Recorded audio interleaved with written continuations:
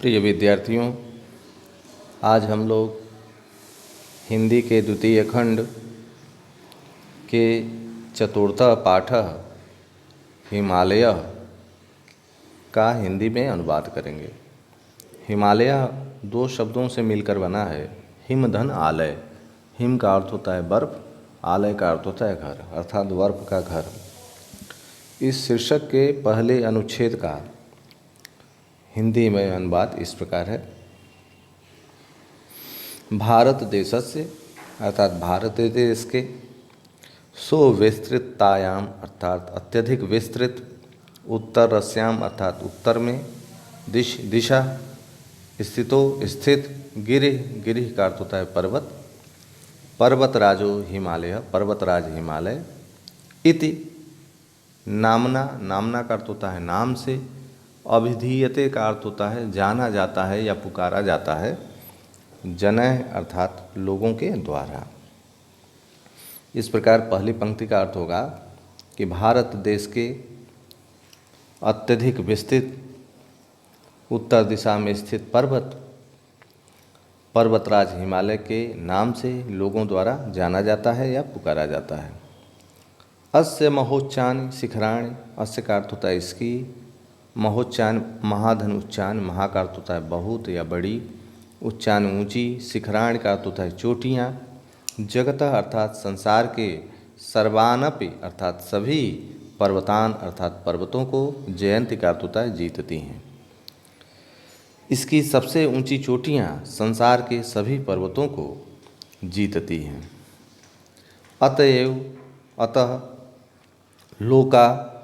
लोग या संसार में, एनम इसे पर्वतराजम कथयन्ते पर्वतराज कहते हैं, इसलिए लोग इसे पर्वतराज कहते हैं। अस्य उन्नतानि शिखराणि, इसकी अस्य उन्नतानि का अर्थ होता है अस्य, इसकी उन्नतानि का अर्थ होता है ऊंची, शिखराणि का अर्थ होता है चोटियाँ, सदैव हमेशा, हिमय अर्थात बर्फ से, आच्छादितानि अर्थात ढकी, तिष्ठन्ते अर्थात रहती हैं। इसकी ऊंची चोटियाँ सदा बर्फ से ढकी रहती हैं। अतएवास्य हिमालय, अतः यह हिमालय, हिमगिरित्यपि च नाम सुप्रसिद्धम, अतः यह हिमालय और हिमगिर नाम से भी प्रसिद्ध है। एवरेस्ट, गौरी शंकर, प्रभृतेन अर्थात इत्यादि, अस्य इसकी, शिखराण इसकी चोटियाँ, जगत अर्थात संसार के, उन्नततमानि सन्ति संसार में सबसे ऊंची हैं। एवरेस्ट, गौरी शंकर आदि इसकी चोटियाँ संसार में सबसे ऊंची हैं। अस्य आदित्यकायाम, आदित्यकायाम का अर्थ होता है ऊपर की समतल भूमि पर। त्रिविष्टिप का अर्थ होता है तिब्बत, नेपाल का अर्थ होता है नेपाल, भूटान अर्थात भूटान, देश, पूर्ण सत्ता संपन्न, कश्मीर, हिमाचल प्रदेश, आसाम, सिक्किम, मणिपुर, प्रभृतया का अर्थ होता है इत्यादि, भारतीया अर्थात भारतीय, प्रदेशा प्रदेश, शांति अर्थात है। उत्तर भारतस्य, उत्तर भारत के, पर्वतीयों भागो, अब पर्वतीय भाग भी, हिमालयस्य प्रांतारे अर्थात हिमालय के तलहटी में या अंतर्वर्ती भूभाग में, तिष्ठत का अर्थ होता है स्थित है। इस प्रकार पहले पैराग्राफ का या पहले अनुच्छेद का अर्थ इस प्रकार होगा। भारत देश की अत्यधिक विस्तृत उत्तर दिशा में स्थित पर्वतराज हिमालय के नाम से लोगों के द्वारा पुकारा जाता है या जाना जाता है। इसकी बहुत ऊंची चोटियाँ संसार के सभी पर्वतों को जीतती हैं, इसलिए लोग इसे पर्वतराज कहते हैं। इसकी ऊंची चोटियाँ सदैव बर्फ से ढकी रहती हैं, इसलिए इसका हिमालय और हिमगिर नाम भी प्रसिद्ध है। एवरेस्ट, गौरी शंकर आदि इसकी चोटियाँ संसार में सबसे ऊंची हैं। इसकी ऊपर की समतल भूमि पर पूर्ण सत्ता संपन्न तिब्बत, नेपाल और भूटान देश तथा कश्मीर, हिमाचल प्रदेश, आसाम, सिक्किम, मणिपुर आदि भारतीय प्रदेश हैं। उत्तर भारत का पर्वतीय भाग भी हिमालय के ही अंतर्वर्ती भूभाग में स्थित है। दूसरा अनुच्छेद देखें। अयम पर्वतराज, यह पर्वतराज भारतवर्ष के उत्तरी सीमा पर स्थित तत्प्रहरीव, प्रहरीव का अर्थ होता है रक्षक की भांति, शत्रुओं से सततम रक्षत, सततम का अर्थ होता है निरंतर, रक्षत का अर्थ होता है रक्षा करता है। हिमालयादेव, हिमालय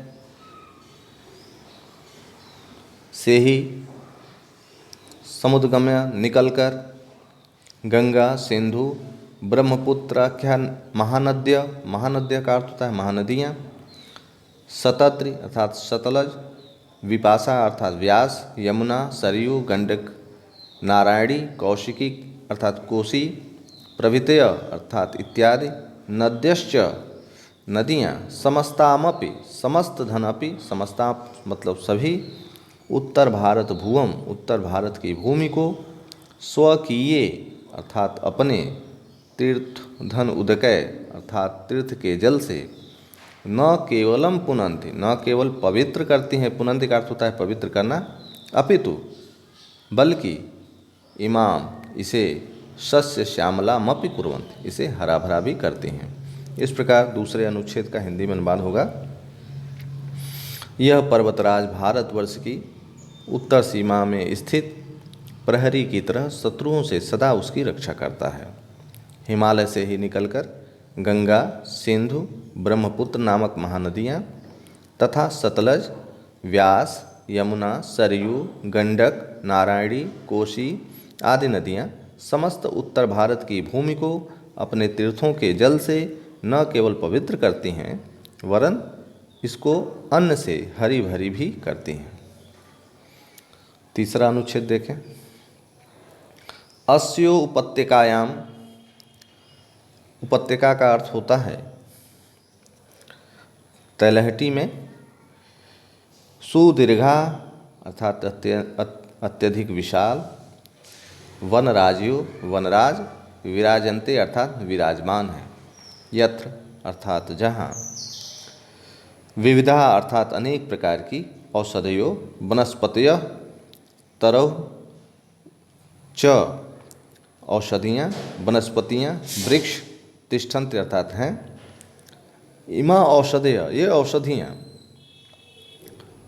जनान अर्थात लोगों की, आम एभ्यो अर्थात रोगों से, रक्षन्ति का अर्थ होता है रक्षा करती हैं, तरवः च और वृक्ष, आसंद्यादि गृहोपकरण निर्माणार्थ प्रयुज्यन्ते अर्थात जो वृक्ष होते हैं वो घरेलू कुर्सी या उपकरणों के निर्माण के लिए प्रयोग किए जाते हैं। हिमालय वर्षतो अर्थात वर्षा ऋतु में, दक्षिण समुद्रभ्य अर्थात दक्षिण समुद्र से, समुत्था अर्थात उठने वाली, मेघमालाओं को, अवरुद्ध अर्थात रोक कर, वर्षणाय अर्थात वर्षा के लिए, ताह उन्हें प्रवर्तयति प्रेरित करता है। इस प्रकार तीसरे अनुच्छेद का हिंदी में अनुवाद होगा। इसकी घाटियों में विशाल वन समूह विराजमान है जहाँ विविध प्रकार की औषधियाँ, वनस्पतियाँ और वृक्ष हैं। ये औषधियाँ लोगों से रक्षा करती हैं और वन वृक्ष कुर्सी आदि घरेलू उपकरणों के निर्माण के लिए प्रयोग किए जाते हैं। हिमालय वर्षा ऋतु में दक्षिण समुद्र से उठने वाली मेघमालाओं को रोककर उन्हें बरसने के लिए प्रेरित करता है। इस शीर्षक इस पाठ के चौथे अनुच्छेद को देखें। अस्य उपत्यकायाम अर्थात इस की घाटी तलहटी में विद्यमान कश्मीरो देश कश्मीर देश स्वकीया भी अर्थात अपने सुषमाभि अर्थात सौंदर्य से भूस्वर्ग धरती का स्वर्ग इति संज्ञा का अर्थ होता है नाम अभिहितो अर्थात पुकारा जाता है जाना जाता है भवति अर्थात होता है लोके अर्थात संसार में ततः च पूर्वस्याम पूर्व दिशा में स्थित किन्नर देश देवभूमि नाम से प्राचीन साहित्य में प्रसिद्ध था। अद्यापि आज भी कुलू घाटी इति नाम से प्रसिद्ध यह प्रदेश रमणीयतायाम अर्थात रमणीयता में केसाम मनो न हरत किसका मन नहीं हरता है। शिमला देहरादून मंसूरी नैनीताल प्रभृतीन अर्थात इत्यादि नगराणि अर्थात नगर देशस्य देश के संपन्नान जनान संपन्न लोगों को ग्रीष्म ऋतु में बलादीव अर्थात बलपूर्वक भ्रमणाय अर्थात भ्रमण करने हेतु आकर्षण अर्थात आकृष्ट करता है।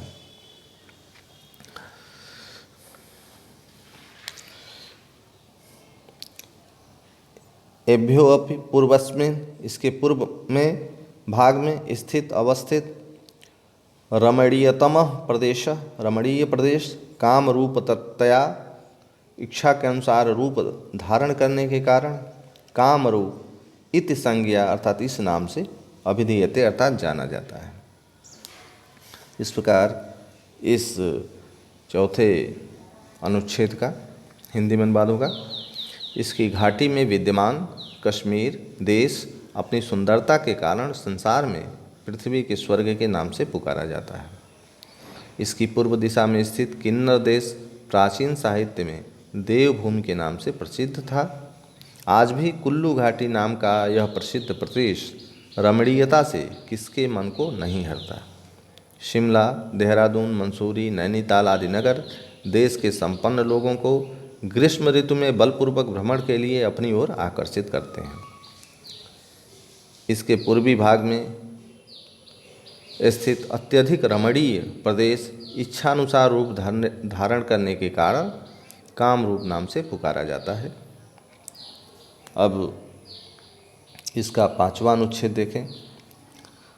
अस्यैव अर्थात इसी के कंदरासु अर्थात कंदराओं में गुफाओं में तपस्या करके अनेक ऋषियों मुनियः च और मुनियों ने परम सिद्धिम प्राप्तवन्तः परम सिद्धि को प्राप्त किया। अस्य सिद्धिमत्वम इसकी सिद्धिमता को अर्थात सिद्धि प्रदान करने की क्षमता को विलोक्यैव अर्थात देख कर उपहरे गिरिणाम पर्वतों की गुफाओं संगमे च नदीनाम और नदियों के संगम पर धिया विप्रो अजयात अर्थात पर्वतों की गुफा में और नदियों के संगम में बुद्धि से ब्राह्मण हुआ था। ऐसा कहकर वैदिक ऋषियों ने अस्य महत्वम इसके महत्व को स्वीकृतवन्तः अर्थात स्वीकार किया है। पुराणेषु सर्वविधानाम सिद्धिनाम पुराणों में सर्व प्रकार से सिद्धि प्रदातु प्रदान करने वाला शिवस्य स्थानम शिव का स्थान अशैव इसी पर्वत के कैलाश शिखरे स्वीकृत मस्त इसी पर्वत के कैलाश शिखर पर स्वीकार किया गया है। अस्यैव प्रदेशेषु इसके प्रदेश बद्रीनाथ केदारनाथ पशुपतिनाथ हरिद्वार ऋषिकेश वैष्णो देवी ज्वाला देवी इत्यादि प्रभृतीन का अर्थ होता है इत्यादि तीर्थ स्थानान संति अर्थात तीर्थ स्थान हैं। इस प्रकार इस अनुच्छेद का अर्थ होगा इसकी ही गुफाओं में तप करते हुए अनेक ऋषियों और मुनियों ने परम सिद्धि को प्राप्त किया। इसकी सिद्धिमता को देखकर ही पर्वतों की गुफाओं में और नदियों के संगम में बुद्धि से ब्राह्मण हुआ था। ऐसा कहते हुए वैदिक ऋषियों ने इसके महत्व को स्वीकार किया था। पुराणों में समस्त प्रकार की सिद्धियों को प्रदान करने वाले शिव का स्थान इसी पर्वत के कैलाश शिखर पर स्वीकार किया गया है। इसके प्रदेशों में ही बद्रीनाथ, केदारनाथ, पशुपतिनाथ, हरिद्वार, ऋषिकेश, वैष्णो देवी, ज्वाला देवी जैसे तीर्थ स्थान हैं। अब इस शीर्षक का अंतिम अनुच्छेद इस प्रकार है। अतएव पर्वतराजो अयम हिमालयः। इस प्रकार पर्वतराज हिमालय रक्षकतया रक्षक करने के कारण, पालकतया पालन करने के कारण, सर्वौषधिभिः संरक्षतया सभी औषधियों का संरक्षक होने के कारण, सर्वसिद्धि प्रदातितया हर प्रकार की सिद्धि को प्रदान करने के कारण, भारतीयेषु जनेषु भारतीय लोगों में सुतराम अर्थात अत्यंत समादृत अर्थात आदर पर्वतराज इति। इस प्रकार अंतिम अनुच्छेद का अर्थ होगा, इसलिए यह पर्वतराज हिमालय रक्षक होने के कारण, पालक होने के कारण, सभी औषधियों का संरक्षक और समस्त सिद्धियों का प्रदाता होने के कारण भारतीय जनों में पर्वतराज अत्यधिक समादृत अर्थात सम्मानित है। धन्यवाद।